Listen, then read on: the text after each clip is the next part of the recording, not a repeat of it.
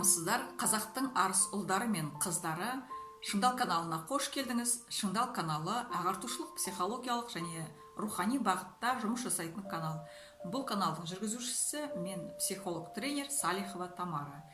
Бүгінгі әңгімемізде біздер ми жайында, оның қызметі жайында және түрлері жайында әңгімелейміз. Ми адамның бас сүйегінде орналасқан орталық жүйке жүйесінің бір бөлігі. Орталық жүйке жүйесі қазақтың дүниетанымында ман деген бір ауыз сөзбен айтылады. Миды зерттеген ғалымдар миды үш жікке бөлген. Олар: бірінші, рептильді ми деп айтылады. Бұл мидың ең көне түрі. Бұл мидың пайда болғанына 100 миллион жыл уақыт өткен, және бұл динозаврлардың өмір сүрген уақытына сәйкес келеді. Екінші мидың түрі бұл эмоциональды ми деп айтылады, болмаса көңіл күй ми деп алалық. Бұл мидың дамығанына, қалыптасқанына, пайда болғанына 50 миллион жылдай өткен екен. Бұл уақыт динозаврлардың құрып біту дәуіріне сәйкес келеді. Ең соңғы ми неокортекс деп айтылады. Бұл ми ең жас ми. Бұл мидың дамығанына, пайда болғанына 1,5 миллион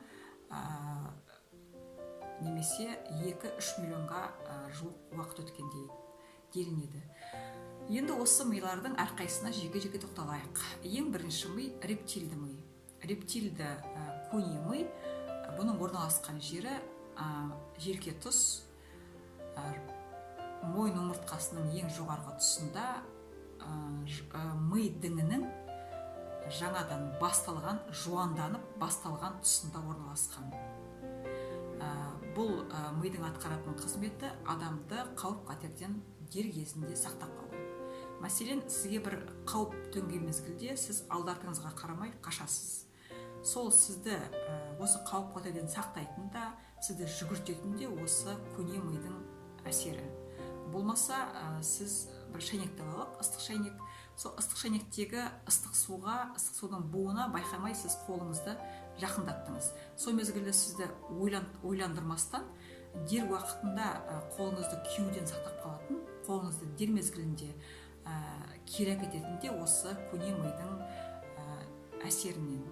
Сонымен бұл көне ми адамды қорғау, сақтау қызметімен тіке байланысты. Тағы да бір қызметі, қарныңыз ашқан кезде, шөлдеген мезгілде де сізге осыны сездіретін де осы көне мидың ықпалы. Енді келесі миға келелік. Бұл ми көңіл күй ми деп алдық. Көңіл күй миы көне миды қоршап тұрады, қолғап тәрізді. Бұл мидың жұмысы бірінші миға қарағанда әлдеқайда күрделі, 20 есе күрделі. Өйткені бұл оқуда, жазуда, есте сақтауда, адамдармен бірлесіп жұмыс істеуде, адамдарды басқаруда, сезімталдықта, естігіштікте, осылардың барлығы осы көңіл күйдің миына байланысты, тікелей байланысты. Және осы ми жануарлардың 98%-інде де бар екен. Итте де бар, мысықта да бар,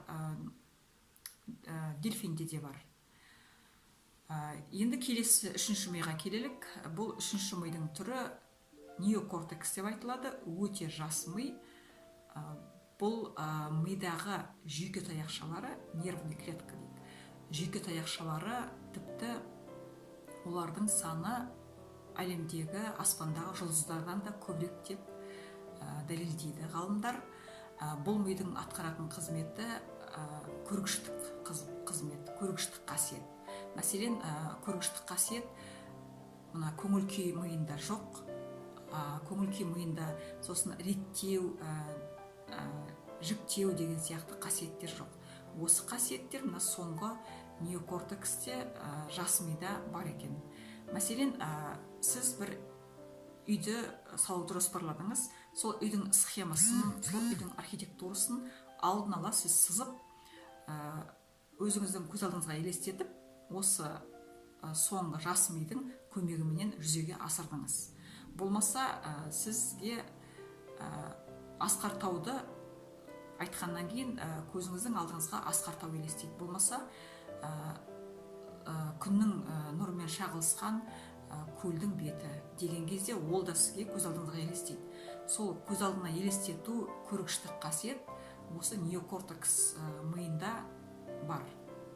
Және осы соңғы жас миды, неокортексті сіз әдейілеп өзіңізде дамытуға болады. Ол үшін сізге болашақ жоспарыңызды ойлаған мезгілде әдейі сол арманыңызды көзіңіздің алдыңызға елестетіп қойған дұрыс. Және де үнемі көңіл күйіңіз көтеріңкі болып жүрген кезде мен сенемін, мен білемін, мен сеземін деген сияқты өзіңіздің көңіліңізге нық сенім ұялататын сөздерді жиі пайдаланған дұрыс. Бұл да неокортекстің дамуына ықпалын тигізеді.